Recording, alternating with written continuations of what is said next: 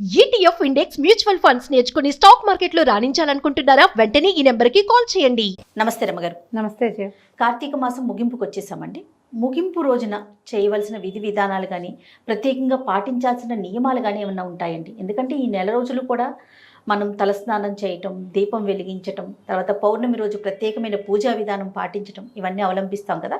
ముగింపుకు సంబంధించి ఏమైనా చెప్పడం జరిగిందా? ముగింపు అంటే కార్తీక అమావాస్య అవగానే మర్నాడు పొద్దునే పోలిపాడ్యం వస్తుంది, తెల్లవారి. అవును కదా. ఈ అమావాస్య ఘడియలు వెళ్ళి పాడ్యమి రాగానే పోలిపాడ్యమి పూజా విధానం జరుపుకుంటాం. పోలిపాడ్యం చేస్తారు, చెయ్యరు, ఆ పూజ చేసుకుంటారు, చెయ్యరు. దానికి నీళ్లలో దీపాలు విడిచిపెట్టడమే విధానంగా కనపడుతుంది. మామూలుగా పౌర్ణమి దాకా ఒక ఉద్రేకం ఉంటుంది అందరికీ. పురాణ శ్రవణం కానీ, దీపారాధన కానీ, స్నానాలు కానీ, ఉపవాసాలు కానీ, పౌర్ణమి దాటాక ఈ పూనకం హుమస్సు దిగిపోతాయి. మీరు కావాలంటే అసలు ఇది ప్రూవెన్ సబ్జెక్టు. ఎందుకంటే పురాణం మొదటి వారాల్లో 2-3 లక్షల వ్యూవర్షిప్ ఉంటుంది. అవును. చివరికి వచ్చేసరికి 40,000 ఉంటాయి, 50,000 అంతే. తప్ప పౌర్ణమి తర్వాతే పౌర్ణమి నోవులు ఉంటాయి కదా, పునర్నోవులు అయ్యాక తగ్గిపోతారు. ఎప్పుడు కూడా ఒక మాస నియమం ఉన్నప్పుడు చివరి దాకా కొన్నిటినైనా తీసుకెళ్ళాలి. ఈ కొన్నిట్లలో జనరల్గా అందరూ తీసుకెళ్ళేది స్నానం, వాకిట్లో లేదా తులసమ్మ దగ్గర దీపాలు పెడతారు. దేవాలయాలకి వెళ్ళాలన్న నియమం పెట్టుకున్న వాళ్ళు దేవాలయాలకి వెళ్తారు చివరి రోజు దాకా. తర్వాత ఇంకేం చేస్తాం, పురాణ శ్రవణం. ఈ 40,000 50,000 వ్యూస్ ఉన్నాయి చూడు, వీళ్ళు నియమవంతులు అనమాట, మానకూడదు అని చివరి దాకా ఉండేవాళ్ళు. ఈ చివరి రోజున అమావాస్య రోజున సాధారణంగా ఏం చేయాలి, ఏం చేస్తామని అందరికీ ప్రశ్నలే ఉంటాయి. కొత్తగా ఏం చేయొద్దు. మీరు మొదటి రోజున ఎట్లా శ్రద్ధగా చేశారో అమావాస్య నాడు అదే శ్రద్ధతో చేయండి. అదే శ్రద్ధతో తెల్లవారుజామునే లేచి స్నానం, సూర్యోదయం అవ్వకుండానే వాకిట్లో దీపం పెట్టేయండి, ఇంట్లో దీపం పెట్టుకోండి.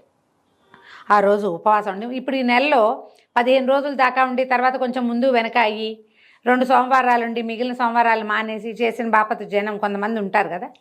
అందరూ చివరి రోజున చేస్తే, మీరు మొదటి రోజున చివరి రోజున చేస్తే మధ్యలో కాస్త అటు ఇటు అయినా మాస నియమం పాటించినట్లుగా అవుతుందని ఒకరిద్దరు పెద్దవాళ్ళు చెప్తూ ఉంటారు. చివరి పరిసమాప్తి చివరిది సరిగ్గా అవుతుందన్నమాట, సజావుగా అవుతుంది. తర్వాత మనకు కూడా ఒక భక్తి, శ్రద్ధ, ఒక తాత్పర్యము ఏవో ఉంటాయి. ఈ రోజున పురాణం వినండి. ఇంతకుముందు మీరు దానాలు ధర్మాలు చేస్తుంటారు, భోజనం పెట్టుంటారు ఎవరికైనా, తర్వాత ఎవరికైనా మోయిన్ ఇచ్చుంటారు, అదే ఏమన్నా స్వయం పాకం ఇస్తాము ఇచ్చుంటారు, ఏ బట్టలో దానం చేస్తుంటారు. అమావాస్య నాడు కూడా జ్ఞాపకం పెట్టుకుని ఎవరికైనా ఒక వస్త్రదానం చేయండి. అవకాశం ఉంటే స్వయం పాకం ఇవ్వండి, ఎవరినైనా భోజనానికి పిలవండి. దీనివల్ల ఏంటంటే ఈ మాస అంతంలో కూడా ఇంత శ్రద్ధగాను చేయటం వల్ల ఫలితం బాగుంటుంది. ఓకే. అమావాస్య నాడు చేయటం వల్ల ఇంకా పెరుగుతుంది. ఈ రోజున దేవాలయ దర్శనం తప్పకుండా చేయండి. మీకు ఇప్పటిదాకా ఊరికే దీపం పెట్టి దండం పెట్టుకొచ్చేస్తారు కదా, అర్చన చేయించుకోండి అవకాశం లభిస్తే, అక్కడ జనం ఎక్కువ లేకపోతే. దేవాలయంలో దీపం పెట్టండి, దేవాలయ దర్శనం చేయండి, కార్తీక పురాణ శ్రవణం కంపల్సరీగా చేయండి. చివరిది మొత్తం చేస్తే మర్నాడు పోలిపాడ్యంకి పూజ ఎలాగూ చేసుకుంటాం. పొద్దున్నే ఏం చేస్తాం, నీళ్ళల్లో దీపాలు విడిచిపెడతాం. ప్రవహించే నీళ్లు లేకపోతే మన ఇంట్లోనే గంగాళంలో వదిలిపెట్టుకుంటాం. గమేళాలో నీళ్ళు పోయటం, అందులో అరటి తొప్పల్లో దీపం పెట్టి విడిచిపెట్టడం. తర్వాత ఒక 15 రోజులు గ్యాప్ వచ్చాక మళ్ళీ ధనుర్మాసం వచ్చేస్తుంది. 15 రోజుల్లో వస్తుంది కదా. ఎప్పుడు కూడా ధనుర్మాసపు చివరి రోజు శ్రద్ధగా చేస్తాం. గోదా కళ్యాణము, అండాల కళ్యాణం చేస్తాం కదా. అలాగే ఈ కార్తీక మాసపు చివరి రోజులు శ్రద్ధగా చేయండి. ఆఖరి ఈ పౌర్ణమికి ముందు రోజున, ఒకరోజు ముందు, ఇది ముందే వింటాం కదా, వింటున్నారు కదా మీరు.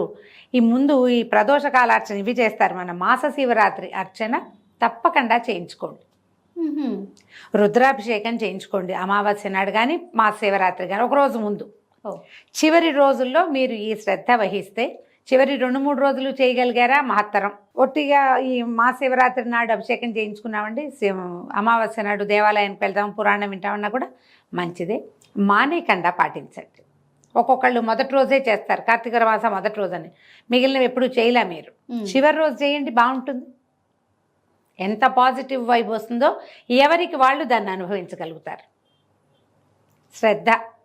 ఇప్పుడు ఇన్ని లిస్టు చెప్పాంగా, స్నానము, దీపము, దానము, ఇవన్నీ చేయలేరు. దేవాలయ దర్శనము, అభిషేకము, అర్చన కాలేదు, స్నానం చేయండి, పురాణం వినండి 2 కనీసం.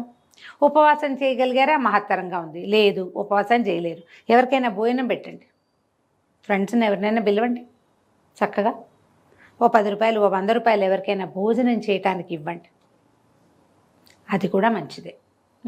ఇలా ఈ నెల రోజుల పుణ్యప్రదమైన కార్తీక మాసాన్ని చివరి రోజును కూడా సుసంపన్నం చేసుకోండి. ఏ రోజు చేయలా మీరు, చివరి రోజైనా చేయండి. అన్నీ మానేసి అమావాస్య నాడు చేయమంటారా అంటే చేయొచ్చు, అమావాస్య నాడు కూడా. అన్నీ మానేసినా అమావాస్య నాడైనా ఇదైనా మంచిదే. ప్రతిరోజు ఇంపార్టెంటే కార్తీక మాసంలో.